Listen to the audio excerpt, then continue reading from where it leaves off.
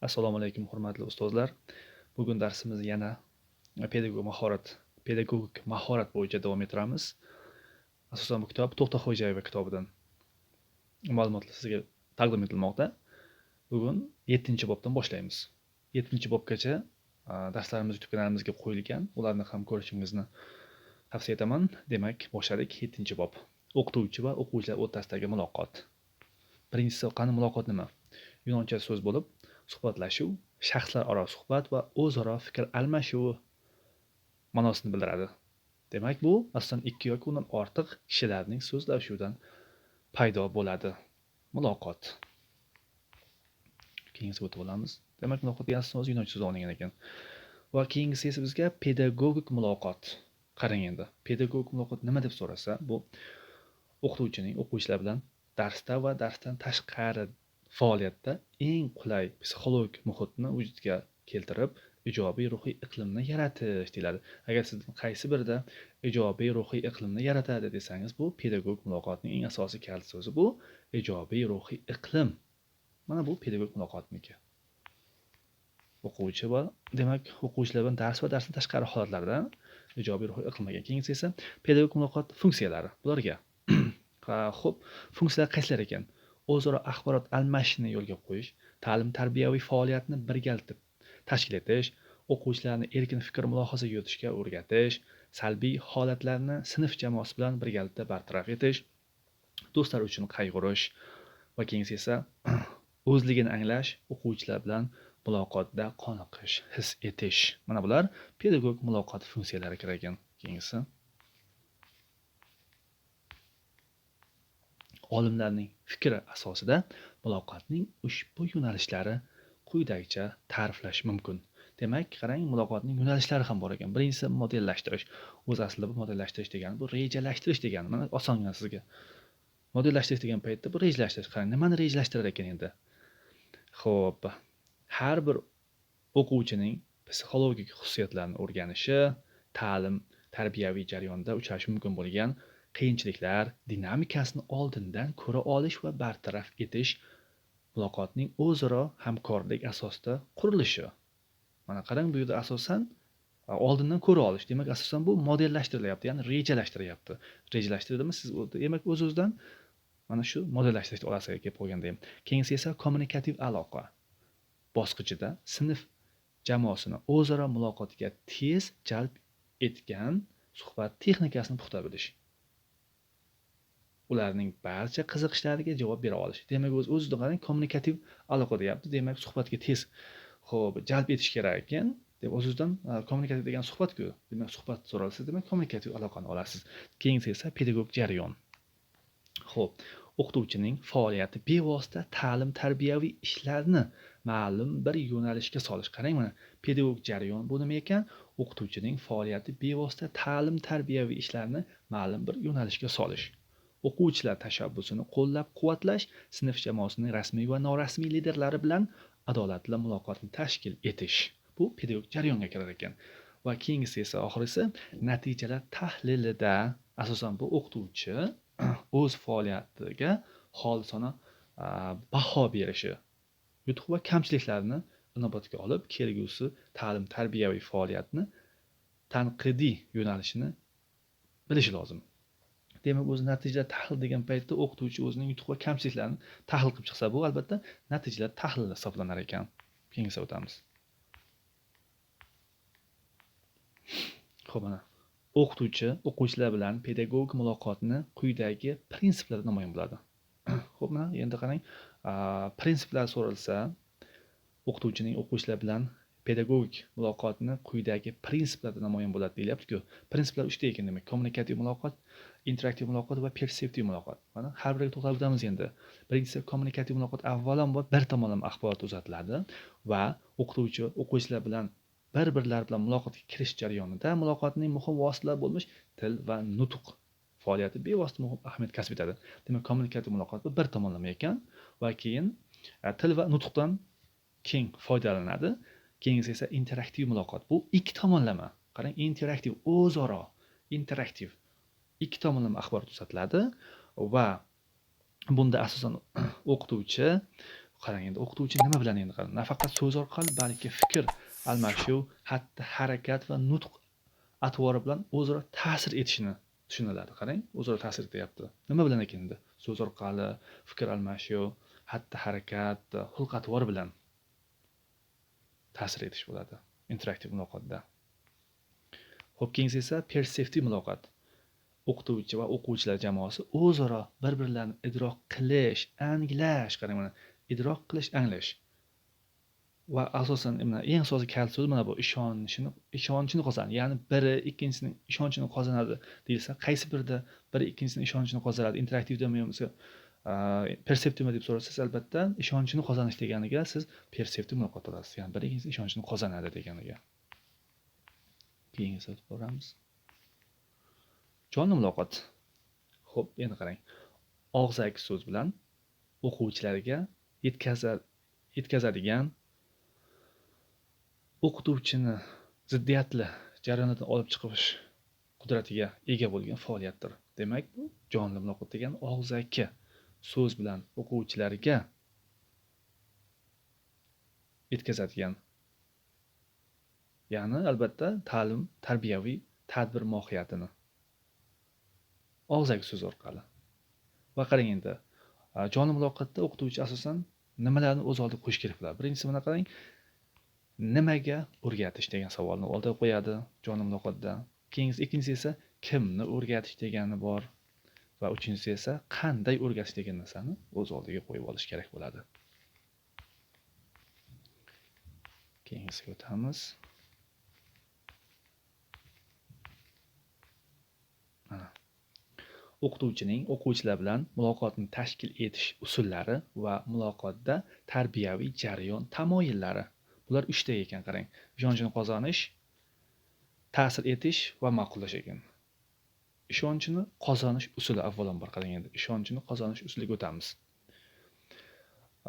U o'quvchi ongiga qaratilgan bo'lib, idrok qilish orqali o'quvchilar ishonchini qozonishini va ularning roziligini nazarda tutadi. Demak, roziligi nazarda tutildimi? Demak, o'z-o'zidan ishonchini qozonish usuli ekan bu. Roziligi ishonchini qozonish usuli. Ishonchini qozonish, dalillash, isbotlash orqali olib boriladi. Demak, dalillash, isbotlash orqali olib borildimi? Ishonchni qozonish. Ishonchni qozonish usuli muloqot dasturi sifatida darsdan tashqari jarayonlarda o'quvchi bilan yakka holda suhbatlarda, ma'naviy tarbiyaviy soatlarda qo'llaniladi. Mana sizga qay paytlarda qo'llanilar ekan? Ma'naviy tarbiyaviy soatlarda, yakka holda o'quv jarayonlarida qo'llanildimi? Ishonchni qozonish usuli hisoblanadi. Va keyingisi endi ta'sir etish va ma'qullash usuli. Demak, qarang endi bunda ikki suhbatdoshning bir-biriga ta'sir ko'rsatishlari tarbiyaviy maqsadni ma'qullattirish vositasi sifatida o'ziga xos xususiyatni shunday iboratki, qarang endi bunda ushbu usul vositasida o'quvchi ruhiyatiga va xulq-atvoriga tarbiyaviy maqsadni ko'zlab sezilarsiz ravishda psixologik ta'sir ko'rsatadi. Mana qarang, sezilarsiz ravishda psixologik ta'sir ko'rsatadi va asosiy qarang, o'quvchi psixikasiga nazoratsiz kiradi. Demak, nazoratsiz kirdimi? Demak, bu ham ta'sir etish, ya'ni va ma'qullash usuli ekan bular. O'quvchilarda axloqiy, irodaviy xislatlarni faol takomillashtiradi. Nazoratsiz kiradi, sezilarsiz ravishda psixikasiga ta'sir ko'rsatadi. Buni hammasi ta'sir etish va ma'qullash usuli. Keyingisi endi o'qituvchi o'quvchilar jamoasi bilan pedagog muloqotni har tomonlama mukammal tashkil etish va ko'zlagan maqsadga erishish uchun tarbiyaviy jarayonning jamiyat talablariga mos keluvchi yetakchi tamoyillardan o'rinli foydalanish demak. Qarang endi, yetakchi tamoyillarga qaysi ekan? Birinchisi, tarbiyaviy maqsadni amalga oshirishda demokratik yondashuv. Demokratik deyilgan, qarang, tarbiyaviy maqsadni amalga oshirishda demokratik yondashuv. Nima degani bu endi? Muloqot jarayonida o'quvchilarni ijtimoiy qadriyat deb tan olishi, har bir bola, o'smir va o'spirinlarning betakror va o'ziga xos xususiyatlarni hurmat qilishi. Va qarang, endi asosan demokrat deyilganda bir-birlariga o'zaro ishonch, hamkorlik nazarda tutiladi. Demak, asosan bu xo'p, har bir bola, o'smir va o'spirinlarning betakror o'ziga xos xususiyatlarini hurmat qilish, qadriyat deb tan olish degani bu hammasi demokratga kirar ekan. Ikkinchisi esa o'quvchilar bilan do'stona munosabat. Aslida muloqotdan maqsad o'quvchilar bilan do'stona munosabatni ro'yobga chiqarishdir. Qarang, do'stona munosabatni o'zi asosan kal so'zi o'zi turibdi. Do'stona munosabat so'rayapti. Yana sizdan keyin qarang, savolda ham mana shu kelib tushadiki, do'stona munosabatni ro'yobga chiqarish qaysi degan paytda albatta shuni olasiz. Va keyin bolalarga nisbatan hurmat tuyg'usi ularning kuchiga kuch qo'shadi degan ekan. Demak, hurmat qildingizmi? Demak, o'zingizdan do'stona munosabat shakllanganidan dalolat beradi. Keyingisi esa muloqotni ijtimoiy hayot qonuniyatlari bilan bog'lab olib borish. Muhit ijtimoiy omillarning eng muhim xususiyati bo'lib, u shaxsga ijobiy yoki salbiy ta'sir ko'rsatishi mumkin. Muhit deganda shaxsning tarbiyalanib shakllanishiga ta'sir etuvchi tashqi olam voqealarini, hodisalar majmui tushuniladi. Demak, asosan bu muloqotni ijtimoiy hayot deyilyapti-ku, o'zi qarang, ijtimoiy hayot qonuniyatlari bilan bog'lab olib borish. Muhit deyilyapti bularda. Xo'p, keyingisi muloqotni tashkil etishda mehnat faoliyatining o'rni. Endi mehnat faoliyatining o'rni. Mehnat yosh avlodni yuksak ongli, mustaqil fikrlay oladigan, xulq-atvorini namoyon qiluvchi kasbiy faoliyatlarni uyg'otuvchi tarbiyaviy jarayonning eng qadimiy va sinalgan vositalaridir ekan. Albatta bu mehnat bu eng qadimiy va sinalgan vositasidan biri sanalar ekan. Keyingisi esa qo'rquv va jaholatga asoslangan muloqot uslubi. Bunday muloqot uslubiga odatda yosh, tajribasiz o'qituvchilar tushib qolishi mumkin. Ushbu usul asosida boshlangan muloqot ko'pincha o'quvchilarni tez-tez ogohlantirish, ularni qattiqqo'llik bilan tarbiyalashga harakat qilish. Demak, o'zidan qo'rquv va jaholat uslubi ekan bu. Keyingisiga o'taveramiz qani. Xo'p, endi muloqot uslublari. Muloqot uslublari asosan bu yerda 3ta, o'zi asosan 3ta muloqot uslublari. Avtoritar ekan, qarang, avtoritar, demokratik va liberal. Birinchi uslub endi bu avtoritar ekan. Demak, avtoritar degani, xo'p, avtoritar aytganim aytgan, deganim degan. Bunda aytganda siz o'quvchiga hech qanaqa imkoniyat qoldirmaysiz. O'z aytganingizni qildingizmi, bu avtoritar uslub sanaladi. Keyingisi demokratik uslub. Xo'p, endi demokratik uslubda qanday bo'ladi qarang. Pedagog faoliyatda sinf jamoasining fikr mulohazalariga tayanib, qarang, sinf jamoasining fikr mulohazalariga tayanib ta'lim-tarbiya ishlarini tashkil etadi. Sinf jamoasining tashabbusini ma'qullaydi, rivojlantiradi. Ma'qullaydi, rivojlantiradi, o'quvchilarning erkin fikr bildirishlarini imkoniyat yaratadi. Muloqot jarayonida o'quvchilar fikr mulohazalarini inobatga olib, pedagog faoliyatida qo'llaydi. Demak, albatta bu xo'p, ma'qullasa, fikr mulohazalariga tayansa, bu demokratik uslub bo'ladi. Va eng bu liberal uslub degani, bu juda bir antiqa liberal uslub. Ya'ni mana qarang, tashabbussiz, eski qolipda pedagog faoliyat olib boriladi. Sinf jamoasining tarbiyaviy faoliyatiga aslo aralashmaydi. Ta'lim, tarbiyaga oid muammolariga yuzaki qarab chiqadi. O'zi mustaqil fikrga ega emas, javobgarlikdan o'zini olib qochadi.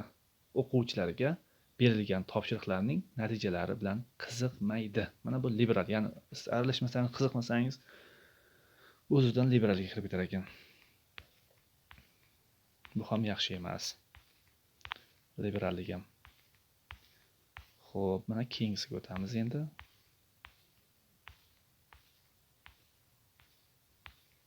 Sakkizinchi bobga yaqinlashyapmiz.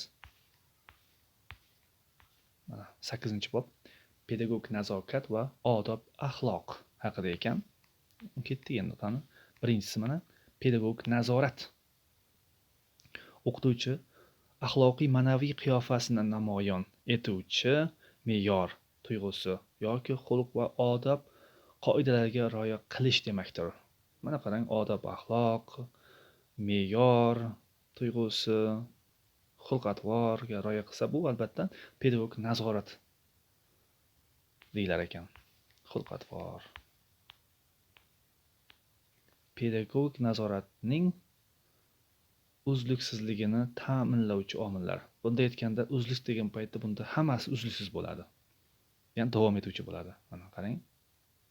Kuzatib turishlarni bir ko'zdan kechirib qo'yinglar.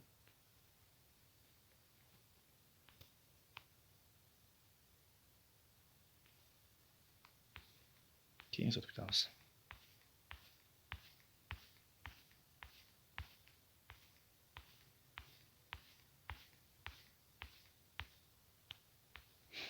Xo'p, mana qarang endi.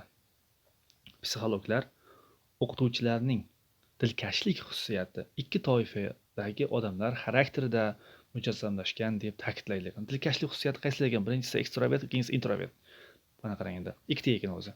Ekstrovertga qanday insonlar bo'ladi? Ular barcha ishlarda faol, jiddiy va vazmin, osoyishtalik va tashqi ta'sirchanlikka moyil kishilardir. Keyingi esa introvert shaxslar bo'lsa, ular faqat o'z ichki olamiga beriluvchan, atrofdagi odamlarga aralashmaydigan, o'zini nazorat qilishga, doimo ichki xavotirga moyil kishilar bu introvert ekan. Ekstrovert esa bu kirishimli insonlar. Introvert bu uyatchan insonlar edi. Shunaqa. Keyin o'tamiz.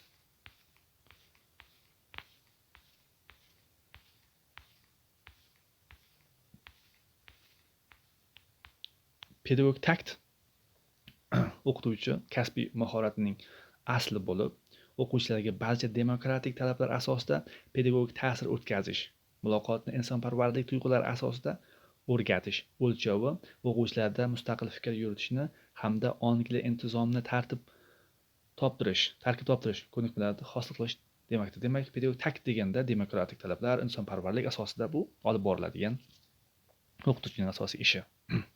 Xo'p, qarang endi mana. Pedagogik taktga zid bo'lgan bu qo'pollik, adolatsizlik, qo'rqitish, haqoratlash. Bular pedagogik taktga zid narsa. Aslida demokrat deyapti-ku. Demokratik insonparvarlik deyilyapti pedagogik taktda. Xo'p, keyingisi o'tamiz endi.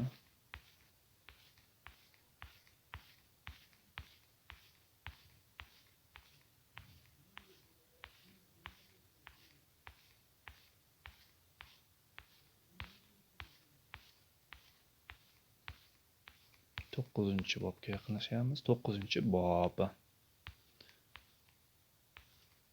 Mana 9-bobdan endi qarang. Asosiy endi bu yerda so'raladigan narsa nima bo'lyapti? Ya'ni refleksiya deyapti, qarang. Asosiy belgilangan refleksiya nima desak agar, refleksiya degani bu ta'lim-tarbiya jarayonida o'zini boshqarish malakalari. Demak, refleksiya degani o'zingizni boshqarish. Keyingi esa ta'lim-tarbiya jarayonida o'z xatti-harakatlarini boshqarish. Qaysi desa bu? Mimika, pantomimika. Pantomimika demak. Ta'lim-tarbiya jarayonida o'z xatti-harakatlarini boshqarish, mimika, pantomimika. Bular alohida to'xtalib o'tamiz o'zi. Xo'p, endi keyingi perseptiv qobiliyat degan paytda, perseptiv qobiliyatga diqqat, kuzatuvchanlik, xayol. Keyin esa nutq texnikasi qaysilarga? Nafas olish, ovozni boshqarish, nutq tempi. Mana shular ekan.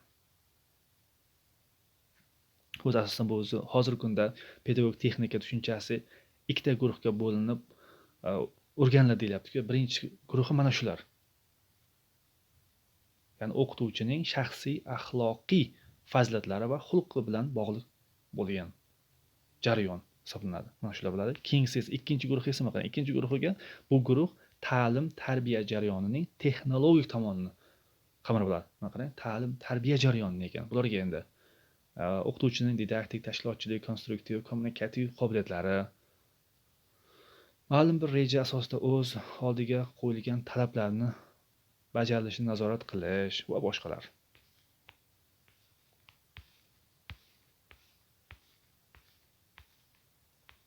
Xo'p, endi pedagogik texnika.